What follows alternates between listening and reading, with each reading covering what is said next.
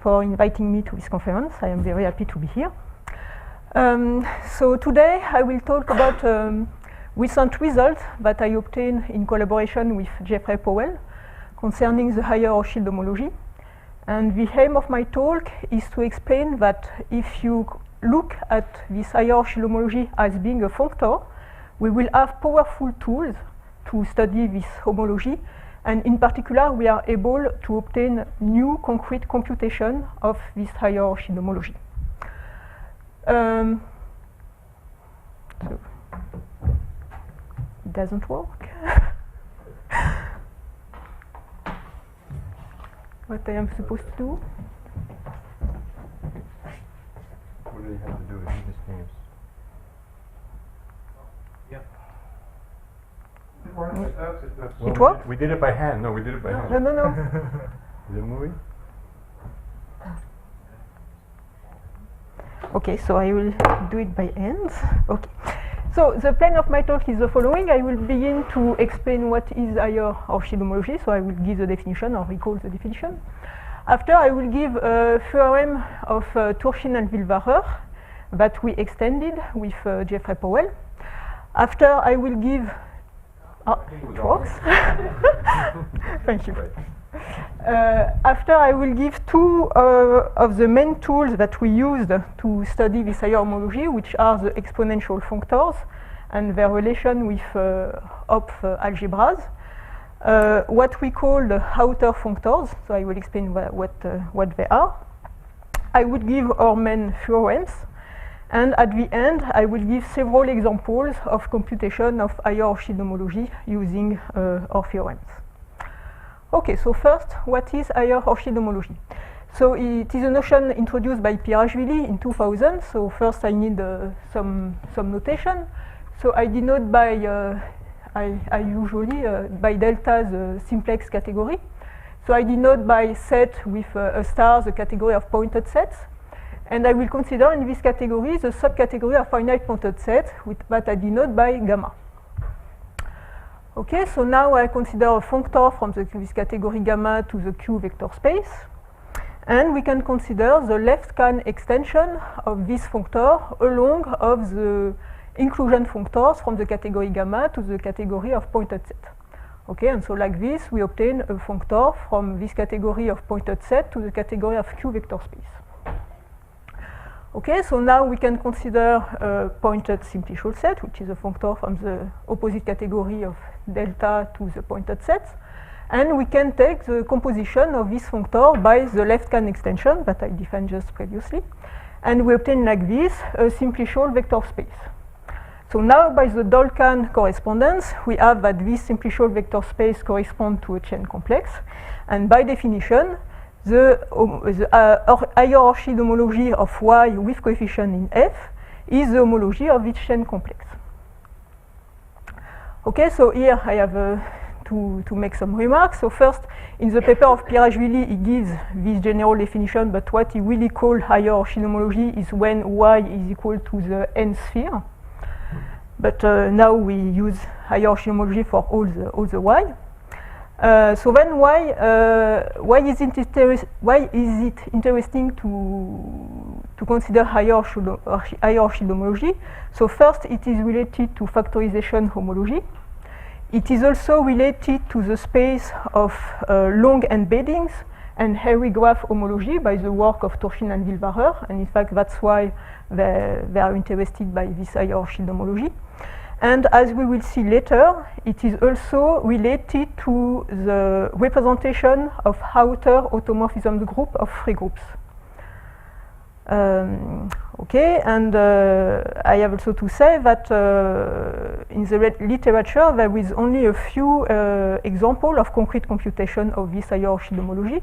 So in the original paper of Pirashvili, there is computation when Y is equal to the n sphere and when where F is a Lodé functor. So I will define in the next slide what is the Lodé functor. And there is also this result of Turchin and Willwarer. Okay, and so in this talk, I will consider higher Hochschild homology for particular Y and particular F. So I will begin to explain what will be the F that I will consider, and it is what is called the Lodé functor. So to define the Lodé functor, so I need to consider a commutative unital Q algebra and a module that I denote by M. And so the Lodé functor is a functor on the category gamma of finite pointed sets. So it is a functor from this category gamma to the Q vector space, which is defined on the pointed sets pointed by 0, which I denote by n between brackets. So on the object, it is defined by the tensor product between M and the n tensor power of A. So now, if you have a map from N to M, if you want to define the map here, you just consider the fiber above all your objects. So when you consider the fiber above the pointed sets, above the point in your set, you just use the fact that you have a module. Okay, and so you use this structure. And for the fiber over above the other element, you use the fact, you use the multiplication in A. Okay, so the next proposition explains why this homology is called the higher Orchid homology. It's because when you consider the higher Orchid homology of the circle S1 with coefficient in the Lodé functor, it is nothing else than the usual Orchid homology of A with coefficient in M. Okay, and so in the rest of the talk, I will be interested in higher Orchid homology where for y we consider the wedge of n copy of the circle S1 with coefficient in the Lodé functor where m is equal to A for some particular algebra that I will give later. Okay, so Turchin and Wilbacher study this type of Orchid homology for A equal to the dual number, so they obtain the following result. So when A is equal to the dual number, so I give here, I recall here the definition, they obtain that the higher Orchid homology of the wedge of n copy of the circle with coefficient in this Lodé functor is equal to the direct sum of two things which are representation of the outer automorphism group of the free group with n element, which does not factorize through the general linear group. Okay, so some remarks concerning this theorem. So first, it gives families of representation of outer automorphism group of free groups. And it seems that there is almost nothing in the literature concerning this type of representation. And in particular, when D is equal to 3 and N is equal to 3, they obtain that here they have a representation of out F3, which does not factorize through GL3, which is of dimension 7. And by a paper of Kilak, we know that it is the smallest dimension in which we can have a representation of out F3, which does not factorize through GL3. And so in their paper, they ask the question, what's happened if we replace the dual numbers by the square zero extension of Q? And in fact, it is what the question that we study with Jeffrey Powell. So it's what I will explain later when I will give the theorem. So we will consider the higher Orchid homology of the wedge of n copy of the circle with coefficient the Lodé functor, where AV now is a square zero extension of Q. So I will call here the definition. And if you take V is equal to Q, we will recover the result of Turchin and Wilbacher. Okay, so the main I would like to insist on the fact that the main originality of our work is the method that we use to study this higher Orchid homology. So we will see this homology as being a functor. So I will explain in the next slide what do I mean by this fact. And we will use specific functor tools to study this. And here I give the three main tools. So we will use what is called the exponential functors. We introduce what we call the outer functor, which are functors which are related to outer automorphism group of free groups. And we use also, in an important way, the polynomial functors. So in the next slide, I will explain the two first tools. So I decided to not give in this talk the definition of polynomial functors because we don't need them to understand the main theorem. But it is really an important tool in this work, and we will see later, in fact, how they appear, even if we will not need their definition. Okay, so first, what do I mean by to look at this Orchid homology as being a functor? So we consider the category of finitely generated free groups that are denoted by GR. And there is this easy observation saying that the wedge of the n copy of the circle is nothing else than the classifying space of the free groups with n generators. Here, R is equal to n.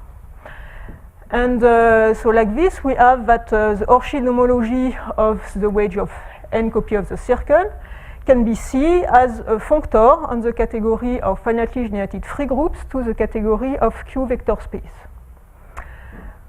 Okay, and so now we will see this homology as being a functor. So the tools that we will use first are the exponential functors. So we have that a functor from this category of finitely generated free group to the Q vector space is an exponential functor if it is a strong symmetric monoidal functor.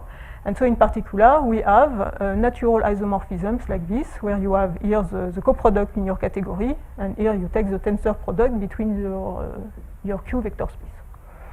Okay, and I will denote by Fexp the category of exponential functor from the free groups to the Q vector space.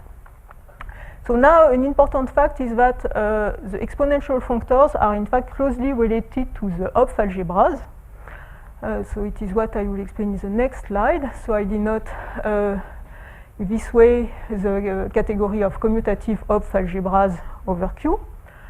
So an easy fact is that if you evaluate an exponential functor on Z, you will obtain like this a commutative Hopf algebra. So I will explain here what is the structure of this Hopf algebra. So first, to define the multiplication, so first you use the fact that you have an exponential functor here, and after you can apply F to the fold maps in order to obtain a map like this. So here we will obtain the multiplication. To obtain the co-multiplication, so first you applied F to the diagonal map, and after you use the fact that you have an exponential functor. And for the antipod, you applied F to this map, the inverse map. Okay, so we have a functor like this, and the important fact is that in fact this functor is an equivalence of categories. Okay, so we have a quasi-inverse of the evaluation functor is given by this functor, where you, to a commutative Hopf algebra, you associate the exponential functors, sending the free groups in n generators to the tensor power, n tensor power of your Hopf algebras. Okay, and now so we will need later this example. So for so I fix a Q vector space. You consider all the tensor power of V, and you can put a structure of commutative Hopf algebra on this object, where the coalgebra structure is given by the tensor coalgebra, the usual coalgebra structure. And for the product, you take the cosul sign shuffle. Okay, so we obtain like this a graded commutative Hopf algebra in Q vector space, and you can apply your functor psi in order to obtain a graded exponential functors from the category of free group to the category of Q vector space. Okay, so this object will appear later in our theorem. And so now I have to explain what are the outer functors. So first I recall what's happened for the groups. So here you have the automorphisms of free groups in n generators. So you can take the abelianization of this group, and you have a map to the general linear group, so a surjective map. And between these two groups, you have the automorphism group of free groups, which is the automorphism group of free groups it takes the quotient with the inner automorphisms, which are given by the conjugation. And the idea of outer functors is to have a similar diagram for categories of functors. Okay, so we will have a commutative diagram like this. So here we have the category of functors. So here what I denote by small ab is a category of finitely generated free abelian groups. So here you have the category of functors from this category to the Q vector space. So an object in this category is nothing else than a family of representation of general linear groups compatible in a certain sense coming from the fact that you have a functor. Similarly, here, when you consider a functor in this category, it is nothing else but a family of representation of automorphism group of free group, automorphism group of free group compatible in a certain sense coming from the functoriality. So you have an abelianization functors like this from the category of finitely generated free groups to the category of finitely generated free abelian groups. And so now you can take the composition by this functor in order to obtain a functor like this. And we would like to construct intermediate category where an object in this category, we would like to have a family of representation of these groups compatible in a certain sense coming from the functoriality. And so it is exactly what we did in this definition. So we consider the category, the full subcategory of the category of functor from finitely generated free group to Q vector space of objects such that the inner automorphisms act trivially on your object. Okay, so I need also to consider the right adjoint of the inclusion functor. So here you have your inclusion functor, and so you consider the right adjoint, but I will denote by a small omega. So I will need this functor. Is this also a functor category? Can you write it as functors from some? A priori, no. I don't think so. No. No, we really need to see that having a condition on this function. And so I will denote by small omega the right adjoint of the inclusion functor, and I will need the following example later. So I recall that here it is Hopf algebra given by the tensor power. So we apply the functor psi in order to obtain an exponential functor. So in general, when you fix a v, this exponential functor is not, yes, I did not say that the object in this category is what we call the outer functors. So this in general is not an outer functor, but you can apply your functor omega to this exponential functor in order to obtain a graded object, a graded outer functor. Okay, and so I need another ingredient before to give our main theorem. So it's what we denote by the omega 1 psi t and so on. So first I need to consider this map from the Hopf algebra to the tensor power, to the tensor product. So this map can be extended to a derivation like this. And in fact, we proved that the right adjoint that I defined before applied to this exponential functors is nothing else than the kernel of this map. And what we denote by the omega 1 is the co-kernel of this map in order that we will have an exact sequence like this. Yes, and I have to say also that we proved that this small omega 1 will give you also an outer functor. And so here I would like to insist on the fact that a priori this small omega 1 is not a functor. Okay, at the beginning we believe that it will be the derived functor of the small omega. That's why we choose this notation. But finally we were not able to prove it, and now we believe that it is not the derived functor of the small omega, but we keep the notation omega 1. But a priori it is not, the small omega 1 is not a functor. Okay, so we have that this object is the outer functor and this object is the outer functor. Okay, so now we are ready to give the main theorem. So we prove the following fact.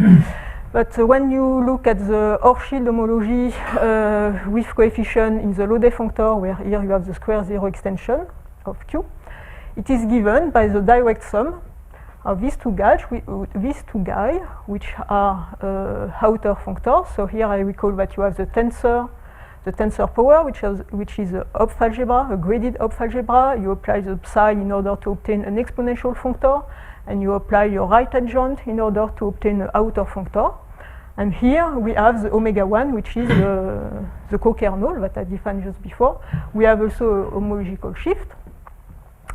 And the functorial point of view gives us also the multiplicative structure on this homology, which is given by the last line.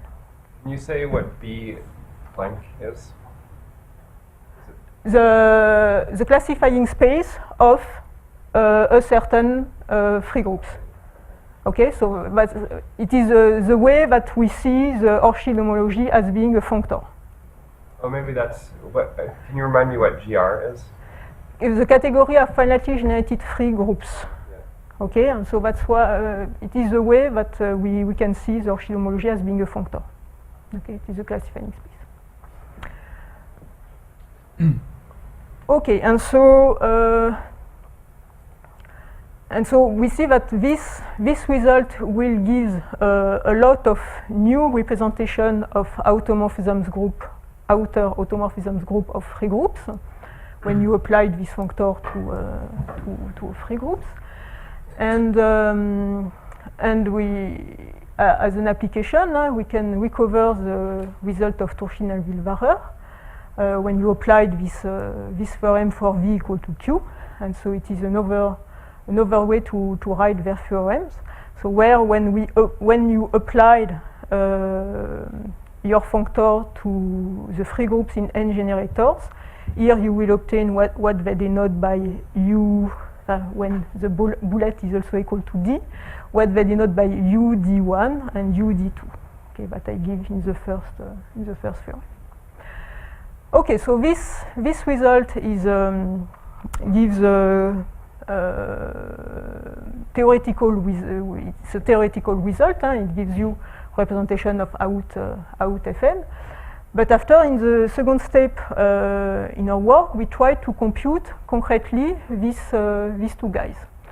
And in fact, for V, when V is of dimension 1, we are able to compute completely what's happened, and we will in fact recover the result of Turchinel-Willwarer. But even in the case when V is of dimension 2, it is difficult to compute completely these two guys. In fact, we are not able for the moment to describe them completely. But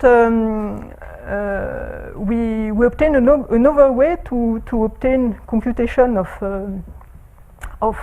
So I will explain in the next slide that we have a decomposition of this higher Hochschild homology in direct sum, where we will replace the Loday functor by smaller functors that we call the combinatorial coefficient. And before to give this, and we will see that for this combinatorial coefficient, we are able to give concrete computation. And before to give this decomposition, I have to explain what are these combinatorial coefficients. So I recall that there will be functors from this category gamma to the category of Q vector space. So first, I recall that the simple representation of symmetric group are indexed by the partition of n. I will denote by S lambda a simple representation when lambda is a partition of n. And I will denote by lambda with a dagger the conjugate of a partition. So I will just recall quickly what is the conjugate. So for example, if you, I don't know, if you take 4, 2, 1, you just exchange the rows and the column. So we will obtain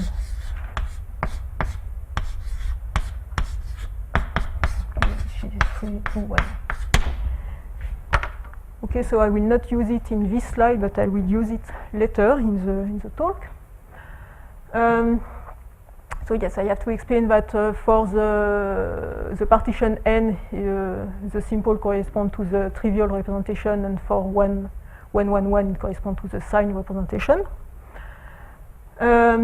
Yes, so I have to consider the category of finite sets, what I know by Finn. In this category, I consider the subcategory of finite sets with bijection as object. So we consider this functor, so it is a functor in two variables. So it is a contravariant on sigma and covariant on the category of finite sets, where here I take the quotient of the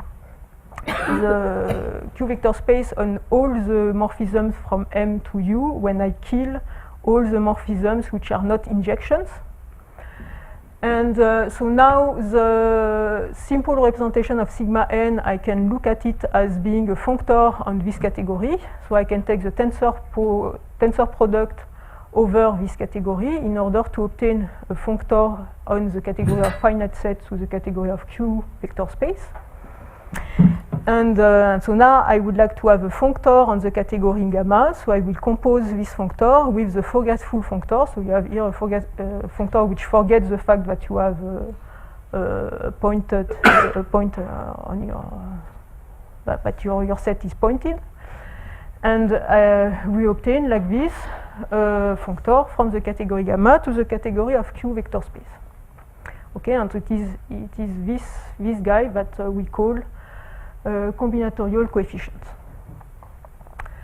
Okay, so now we have the following theorems saying that when you look at the Hochschild homology with coefficient in the Lodève functors, where here you have the square zero extension, it is given by this direct sum. So here you take the sum over all the partition of n of length smaller or equal to the dimension of v, where v is your v here, and you take the sum over all the integers.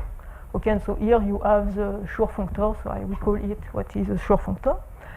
And so this higher Hochschild homology can be seen as being building blocks in order to compute this higher Hochschild homology. Okay, so in the next slide, I will give result concerning this higher Hochschild homology, and so I will explain how we will recover what's happened when V is of dimension 1 and what's happened when V is of dimension 2. Okay, so first I will give the result for this guy. And so it is here that the polynomial functors come into play. So here I denote by Paul n the category of polynomial functor of degree smaller or equal to n. So if you don't know what it is, the only thing that I need is that we have a functor from this category to the category of sigma n module. For people who know what are the polynomial functors, this functor is given by the n cross effect of your functor evaluated on z in each variable. And we have that this functor has a left and a right adjoint. I denote the left adjoint by alpha n and the right adjoint by beta n. So the left adjoint is a quite easy functor, so it is an exact functor, and it sends also the simple sigma n module to a simple object in this category, a simple polynomial functor. And we have also an explicit formula for this adjoint functor, so it is given by, so here you have the abelianization functor, so you take the rationalization of this abelianization functor, and you take the n tensor product of this functor, and you take this tensor product. Okay, it is a formula similar to the Schur functor. Okay, so this is for the left adjoint, but for the right adjoint functor is a more mysterious functor. So before our work, we had no explicit description of this functor, and we will see later. And so, in fact, we obtain this general result, giving so the Hochschild homology with the combinatorial coefficients. So we obtain that we have homology only in degree n and degree n minus 1, where it is given by the, so here So we have to be careful. So when for the combinatorial coefficient associated to a partition lambda, we have to consider the conjugate partition. So you will consider the simple sigma n module associated to this partition. You apply your functor beta n, so you obtain like this a polynomial functor. We have a map defined similarly to the other map that I did not similarly before, but I will not describe this map. To the direct sum over all the subpartition of lambda dagger of size n minus 1, where here you have also the simple associated to mu, and you applied also the functor beta n. And so you take the kernel and the co-kernel of this map, and so the kernel gives you what you will obtain in homology when the homological degree is equal to n, and the co-kernel will give you what we will obtain for the homological degree equal to n minus 1.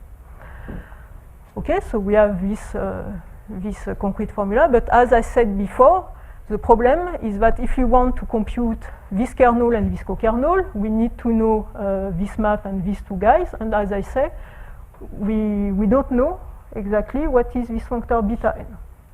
Okay, and so we add this next proposition, which gives, so I know that this formula seems to be complicated at first glance, but I will convince you, no, I will convince you just after that in concrete example, it is not so complicated. Okay, so first I will explain what he said. Okay, so you have these functors, and we want to have the composition factors of this functor. Okay, so as I said before, when you have a simple sigma n module, when you apply the functor alpha, you obtain a simple object in this category. So here you have simple functors. And so here you have this formula where here you have the Platism's coefficient, so you have the Littlewood-Richardson coefficients. But for when you consider for d, small d and particular partition, we will have that a lot of these coefficients are in fact equal to 0. And so for small value, we will have only a few numbers of composition factors in these functors. Okay, and so in the next slide, I will give you 4 examples in which we will compute concretely what we will obtain here. So in all the examples, the strategy is the same. So we will consider this exact sequence. Okay, so we will consider this and the sum of this. We will apply the proposition in order to obtain the composition factors of these two guys. The what is complicated in each example is to know what will happen for the map, which is here.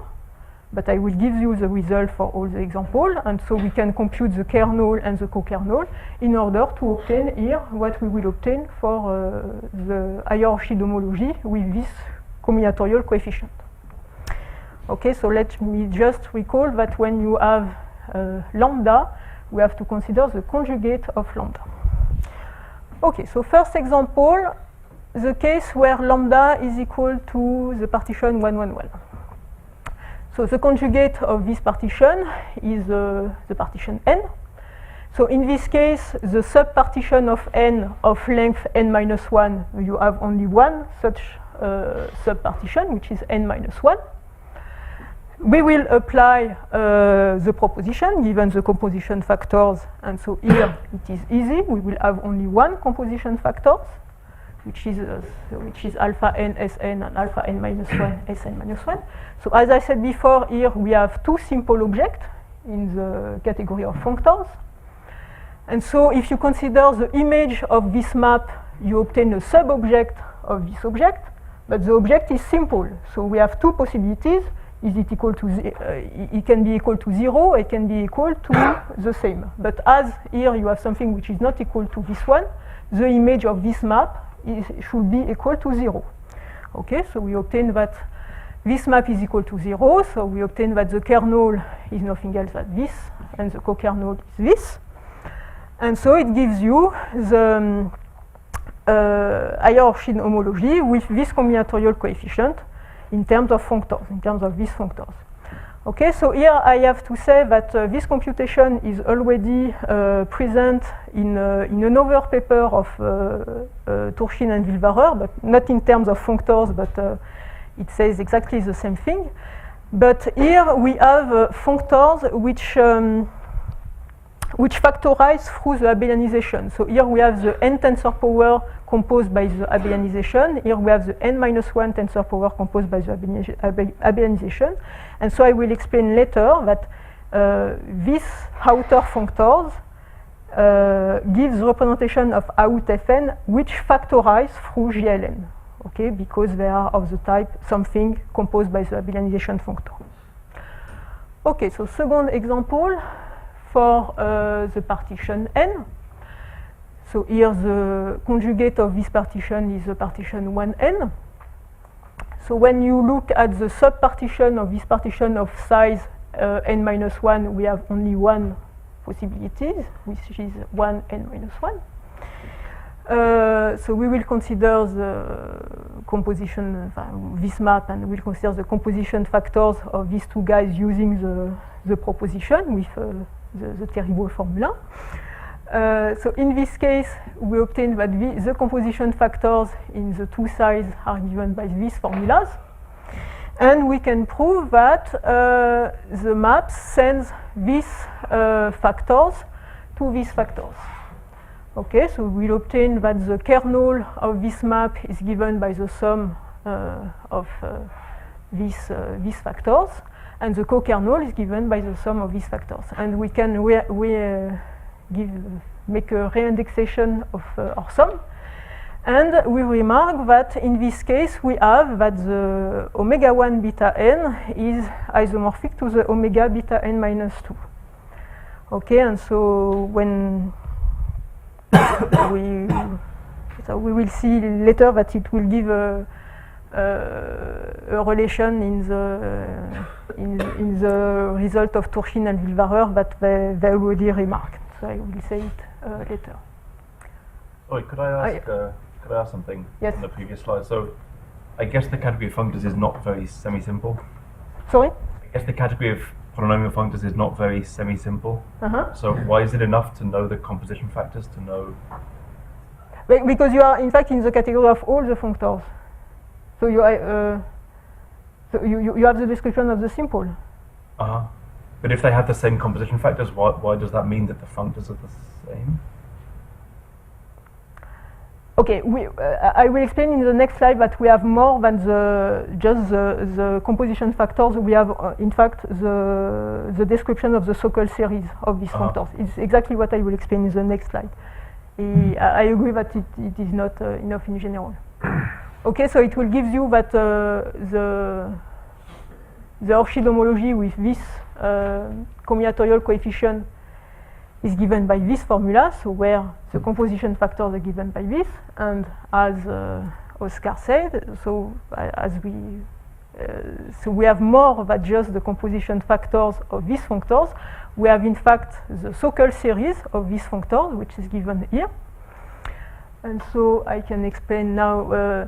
So in fact, when you have the composition factors of a functor, it is not complicated to obtain the Levy diagram or the Sokal series of your functors, because we proved also in our theorem that the Sokal series coincide with the polynomial filtration of your functors. So here I explain what do I mean. In the Sokal, you will obtain the polynomial part of the higher degree of your functor. So here you obtain the polynomial part of degree n. Here you obtain the polynomial part of degree n minus 1, n minus 2, and so on and so on. Okay, and so this is a general fact. Okay, so when you have the composition factors, you can obtain the Sokal series. Okay, so this was for the second example. So yes, I have to write also in so the example 1 we saw what's happened for 1n, and in example 2 for n. Okay, so we can continue.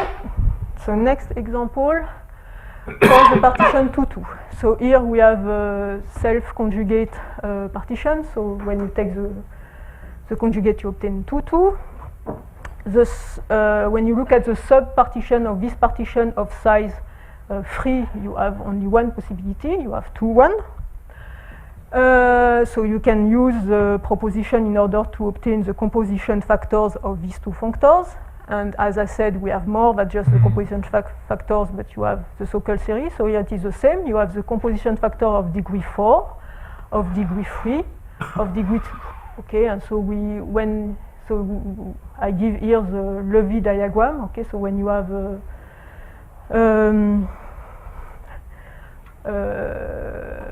this sign, you have an extension between your two functors. Okay, and so here we put a dot line because we don't know if there is an extension between these two functors. And so we can prove that this map will send these three factors to these three factors. So we have that the co-kernel is given by this and the kernel is given by that. And so we obtain like this the hierarchical homology with coefficient in these combinatorial functors. So is given in degree n by these functors, which is uniserial, and that functor in degree n minus 1. Last example for the partition, for example 3. I give 2, 2, and for example 4, this one. Okay. So I have to consider the conjugate partition of this partition, which is equal to n1. So here it is an example where if you consider the sub-partition of this partition of size n, you have two possibilities. You have n and you have n minus 1, 1. So here you have the sum of two factors. So here I will not give what are the composition factors. I will just give the result. So we obtain that the kernel is equal to the alpha Sn minus 1 and the co-kernel is equal to 0. So it will give you the Orchid homology with coefficient in this combinatorial coefficient. Okay, so now I can explain second time how we can recover the theorem of Turchin and Wilbacher. So we are interested in this hierarchical homology. So we have this decomposition theorem. Okay, so where in the general case you have to take the sum over all the partition of n of length smaller or equal to the dimension of v, but here v is of dimension 1. So we have to take only the sum over all the partition of length 1, which is only equal to n. So here you have the symmetric power functor, so I evaluate on Q, you will obtain that it is equal to Q. And so here we remark that to compute this higher homology, this hierarchical homology, it is essentially equivalent that to compute the hierarchical homology with this combinatorial coefficient. Okay, and so this case was the case that we'll study in the second example. So I explained that you have only these two hierarchical homology, and so we saw that it is equal to these two functors, where here I recall that we add these uniserial functors. And we remark that here the omega, so here it is what, so when you evaluate on the three groups with n generators, it corresponds to what Turchin and Wilbacher denote by U1D and here by the U2D. And you can see that there is a relation between the U1 and the U2. Okay, so they are isomorphic up to a shift of degree. And this relation was also remarked in the paper of Turchin and Wilbacher. Okay, but it is really particular to the case of dual numbers because it comes from the fact that, as I explained before, in this case, the omega 1 can be expressed in terms of the omega. Okay, so now what's happened if we want to consider the Hochschild homology with the coefficient in the Lodé functors where you take a vector space of dimension 2.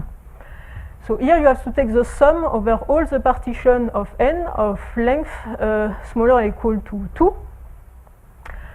And so in this case you have two types of partition. You have the partition of type n and the partition of type n minus kk. Okay, and so if we look at the small value, if you take n equal to 1, you have only one partition to look at, it is equal to 1, which corresponds to the example number 1. For n equal to 2, you have to consider 2 and 1, 1. So for 2, it corresponds to the example number 2, and for 1, 1, it corresponds to the example number 1. For n equal 3, you will have 3, 2, 1. Okay, so 3 it corresponds to the example number 2, 2, 1 it corresponds to the example number 4. For n equal to 4, you will obtain 4, 3, 1, and 2, 2. So 4 it corresponds to the example number 2 that I give. 2, 2 corresponds to the third example that I give. So for 3, 1, it is not in the list of examples that I gave, but in fact, I have to say that in our paper, we give the description of the omega 1 in this case, and we have also information on the omega, but we don't have the whole structure of the omega. And if you continue, you will have a lot of partitions for which we don't know for the moment what they are. Okay, so for example, you will have these two partitions. Okay, so we decided to stop our computation of for n equal to 4 because, as I said, the computation of the map add is quite complicated. But if you want to continue the computation, here I give you the recipe. You have this formula which will give the composition factors of your functors. You can give what's happened in the Sokal series. We have to understand what are the extensions, and after the complicated part is to understand this map, in which how does it work. Okay, but we would like to prefer to find another way to compute this omega and this omega 1, and so I will explain it a little bit later, another way. So in the last two slides, I will give work in progress. So first, when I gave the result of Turchin and Wilvarer, I said that they obtain a representation of out Fn which does not factorize through GLN. And for the moment, I say nothing about the fact that my representation does not factorize through GLN. Okay, and so now I will give a functorial criterion which will say when a functor in the category F out will give representation which does not factorize through the general linear group. Okay, so first I need the definition. So a functor from the category affirmative generated free group to the Q vector space is generated in cardinality smaller or equal to D if it is isomorphic to a quotient of a direct sum of this functor, which are the projective generators in your category. And so in particular, a polynomial functor of degree D is generated in cardinality smaller or equal to D, but it can be strictly smaller to D, as we will see later in an example. And so we have this proposition. So if you take outer functors, which is generated in cardinality smaller or equal to D, and if this functor does not factorize through the Abelianization, then when you evaluate your functors on n for n bigger or equal to D plus 2, you will obtain a representation of out Fn which does not factorize through GLN. Okay, so this gives you a criterion to know when an outer functors will give you a representation which does not factorize through GLN. And so I will give you an example. So we computed the x1 in the category of outer functor between these two simple functors. So here you have the second symmetric power composed by the abelianization, and here is the third exterior power composed by the abelianization. Okay, so these two functors factorize through the abelianization, but the generator in the X1, we can prove that it does not factorize through the abelianization. And these generators in this X1, it is a polynomial functor of degree 3, because this one is of degree 3, but we can prove that it is generated in cardinality 1. And so this proposition says that when you evaluate your functors on 3, you will obtain a representation of out F3, which does not factorize through the general linear group. And in fact, this representation is exactly the representation of dimension 7 given by Turchin and Wilvarer, which is the smallest example of the smallest dimension for which we can have a representation of out F3, which does not factorize through GLN3.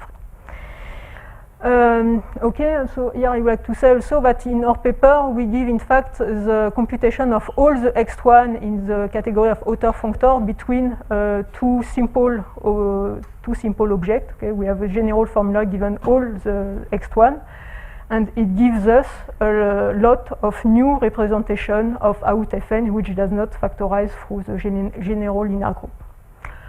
Okay, and so the next slide, another work in progress. So I obtained in a previous paper the computation of all the extension group between the n tensor power, so composed by the abelianization, and the m tensor power composed by the abelianization in the category of functors from finitely generated free group to the abelian group. So I obtained that we have only non-zero extension when the star is equal to m minus n, and so in this case it is given by the surjection from n to n. So we have also an action of the symmetry group here, symmetry group Sn, here the symmetry group Sm. So I can prove that it corresponds to the composition, but you have a sign, so I will not give here the sign. And the reason why I recall this theorem here is because one of the things that we are interested in is the computation of all the extension group in the category of outer functors between the tensor power. And so why, and we need also to know the action of the symmetric groups. And so why are we interested by this extension group? It is because we believe that if we can compute this extension group, we will be able to have another way to compute the omega and the omega 1 without having to compute explicitly the maps, which is quite complicated to compute. And I would like to say that this theorem can be reinterpreted in terms of Koszul duality. And so it is essentially equivalent to say that the Koszul dual of the category of polynomial functors on groups is the category of functors on the category of surjections, coming from the fact that here you have the surjections. And so I just recall that by the Dolkan type theorem of Pirashvili, the category of surjection is equivalent to the category on the category gamma that I gave before. And it is probably related to the fact that at the beginning, or the coefficients that we take are functors on this category gamma. And so I think that it's time to stop. Thank you.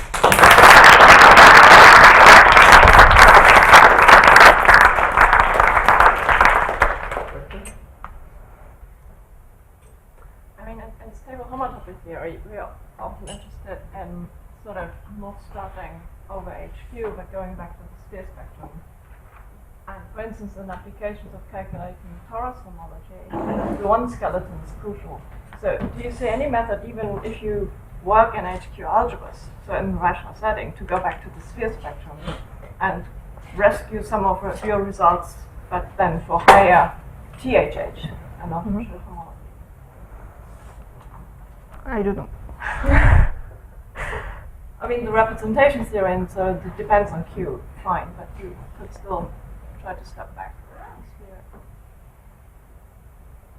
So I don't really understand. You want to replace what, the Q vector space? So you do higher order Hochschild homology, which is implicitly saying you are doing higher topological shared homology, but over the Ahrenbeck plane spectrum for the rationals. Mhm. So, and then you could step back from this and take a different ground ring and step back to the sphere spectrum. So you would do higher order topological shared homology of your square zero extensions. I mean, the functor setting would still work. You still get a functor, and it would still land in rational things. So does it correspond to replace Q by something else here, or? You would land in rational vector spaces. Yeah, what would happen if you replace Q by Z? That would be an easier question. Yeah. So what would happen Okay. if you So replace something that I can say is that in fact the general theorem that we have is true in general for all the rings. Okay, where is it? Demon 2. Here, you can replace Q by a commutative ring of